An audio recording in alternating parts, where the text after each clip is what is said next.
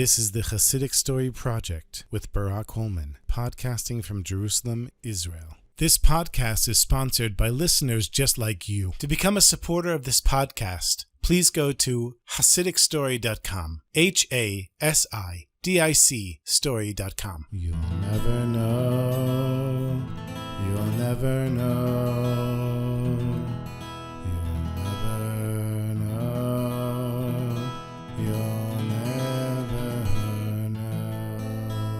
Rab Mayor Refaels was once one of the greatest opposers of the Chassidim, and at the height of the war between the Chassidim and the Misnagdim, their opposers, Rab Mayor Refaels, who was one of the elected leaders, the Parnas HaChodesh of the Jewish community of Vilna, the undisputed headquarters of the opposition of the Chassidim, Rab Mayor became a devoted Chassid of the Alter Rebbe, the first Rebbe of Chabad.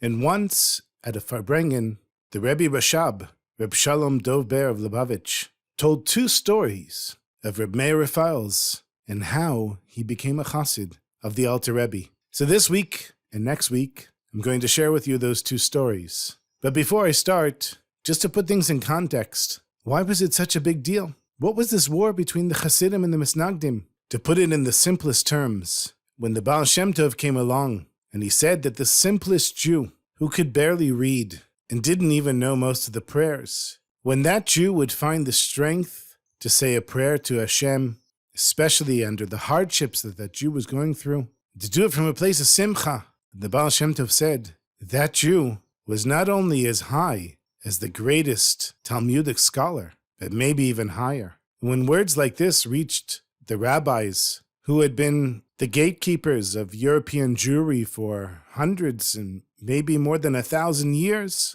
they were very upset. It wasn't the way that things were done. Chassidus came with a whole new understanding of how to be a Jew. Of course, they stayed within the confines of halacha, but they brought singing and joy and stories and a whole new flavor to religious Judaism. And so the old order opposed them, and they called them the sect. And it was even a mitzvah to oppose them. And there's story after story about opposition of the Baal Shem Tov. So now that we have some context, here's the first story of how Rab Mayor Refaels became a Chassid of Reb Shneur Zalman of Liadi, the Baal Tanya, the first Lubavitcher Rebbe, who was of course a Chassid of the Maggid of Mezrich, who in himself was the successor of the Heilige Baal Shem Tov.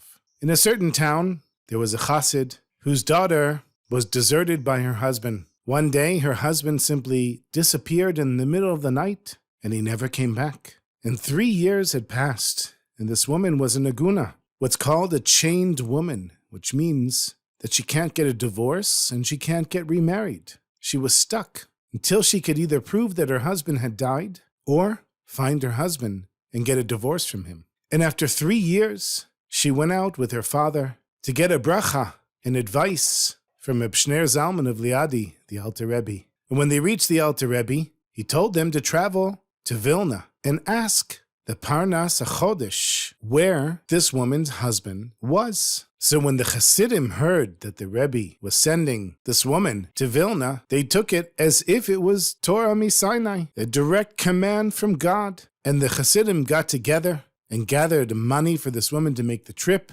They bought her a ticket to Vilna on the train, and they told her that when you get there and you get to the home of the Parnas, you demand that he find your husband. And no matter what he says to her, no matter what he tries to do to her, if he curses her, even beats her, chas v'shalom, she should take it all quietly, but not let him rest for 1 second until he finds her husband, since that's what the Rebbe said.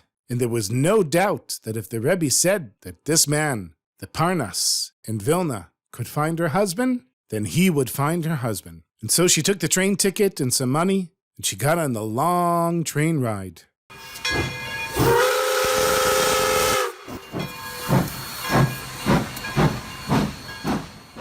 Which took her many days, and it wasn't an easy ride. And when she arrives in Vilna, she asks, who's the Parnas HaChodesh? And everyone says, it's Rab Mayor Refaels. She's directed to the home of Rab Mayor Refaels, which is a big, beautiful mansion. Since he was a very wealthy Jew, she knocks on the door, And the wife answers. She says, what can I do for you? And the aguna says, I'm here to meet your husband. She said, well, my husband is currently in shul. Why don't you come in? You look like you've been on a long trip. Let me make you some tea, give you something to eat. And so the two of them sit down, and the wife says, so where did you come from? The aguna says, I came from the Alter Rebbe in Liadi. The wife says, wow, Liadi, that's a long trip. What did you come all the way here to Vilna for? The aguna said, I came because the Alter Rebbe told me that your husband, who's the Parnas HaChodesh, could find my husband, who's been missing for 3 years. And because of that, I can't get a divorce. So the wife says, what would my husband have anything to do with your husband? I mean, you're from so far away, and your husband is a Chassid, and you're a Chassid, and we have nothing to do with the Chassidim. I mean, what connection could there possibly be with Vilna? The woman said, listen, I appreciate your hospitality, but I'm really here just to see your husband. So I'll wait patiently until he arrives. And eventually, Rab Mayor Refaels shows up, and the wife gives over the story that she had heard from this woman, the aguna. And on top of it, the wife said, and you know, she's from the sect of the Chassidim. We know how crazy they are. And the wife says, and not only that, but look, Shner Zalman sent this poor woman to us as if you're supposed to be able to find her husband. The aguna, undeterred, she looks at Rab Mayor and she says, listen, I'm not leaving here until you find my husband. Because the Alter Rebbe said, you're going to find my husband. The Chassidim bought my ticket. I traveled a long way to get here. And you're going to find my husband for me so I can get a divorce. Get this over with. So Rab Mayor, he tried to reason with the woman. Never heard of your husband. Nobody I know has ever heard of him. I have no idea how I'm supposed to help you. What you're asking of us is completely absurd. Makes no sense at all. But realizing that the aguna wasn't going anywhere, Rab Mayor said, okay, obviously we're not going to find your husband in one day. So I suggest that you go to the community hekdesh, the hostel that was set up for people like her, for Jews that were traveling and needed a place to stay. Go there, spend the night, and we'll see how things work out. So the woman, she went, spend the night in the hekdesh, and day after day, she would come to Rab Mayor and say, give me my husband. You know where my husband is. You have to find my husband. Where's my husband? Now, something like a crazy woman, coming to the house of the leader of the Jewish community of Vilna, and a wealthy and influential Jew like Rab Mayor, doesn't just happen without some gossip starting. And sure enough, the gossip started going around. And once Rab Mayor passed on to his fellow worshippers some of the details of the latest instance of the insanity of the Chassidim. He told everybody what was going on with his aguna, and this became the favorite joke of the local misnagdim, and it just proved to them that they were right, that the Chassidim were crazy. Day after day, the woman comes to Rab Mayor's house, and day after day, Rab Mayor says, I can't help you. I don't know who your husband is. And the truth is everybody's talking about your husband, and nobody knows who he is either. So maybe Reb Shner Zalman is just crazy like the rest of you Chassidim, and maybe you'll leave me alone. But after about a week of this, Rab Mayor was summoned to the Vilna police station, because from time to time, there were groups of criminals or people that were just picked up without any identification papers, and they were brought to the city, and they would bring in all of the leaders of the religious communities, hoping that somebody could identify these strangers. If they were innocent, they would be released, and if they were guilty, they would be kept in jail. So Rab Mayor was called from time to time in order to identify Jews who had been picked up by the police. And this time, as the prisoners were being called out one by their names and announcing their places of birth, one of them called out the name of the aguna's hometown. And it was like a bolt of lightning had struck Rab Mayor.